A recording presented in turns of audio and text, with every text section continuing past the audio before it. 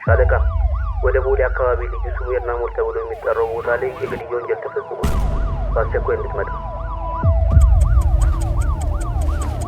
ዝም ማለት ነው ታዲያ። ማንኛውም የምትናገረው ንግግር ፍርድ ቤት ላይ እንደማስረጃ ይቀርባል። ወይዘሮ ራሄል መሞታቸውን እንዴት አወቅ? እሱን ከነገርኩህ እኔ ነፃ እወጣለሁ። እሱ ደግሞ ምን ማለት ነው? የግድ መናገር አለብን? እየደበከኝ ነገር አለ? ምንም የማስታውሰው ነገር የለም። ተው፣ የማይሆን ጨዋታ እየተጫወትክ ነው። ወይዘሮ ራሄልን በአሰቃቂ ሁኔታ ወቅት ይገደልካል። ራሄልን አልገደልኳትም። አስቤበት ሰው ገድዬ አላውቅም። ውሸታሟን እኔ አልገደልኳትም።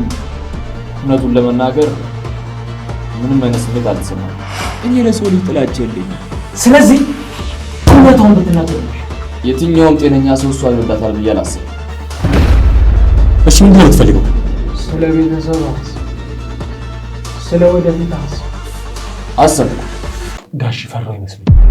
ለምን ብዬ ገላታል? እሷ እኔ ላይ ያደረገችውን ነገር እኔም እሷ ላይ ማድረግ። ወይዘሮ ራሄልን በአሰቃቂ ሁኔታ ወቅት ይገደልካታል። ራሄልን መግደል በፈልግ ኖሮ ማድረግ አያቅተኝም። ከራሄል ጋር ትንሽ ተጋጭተን ነበር።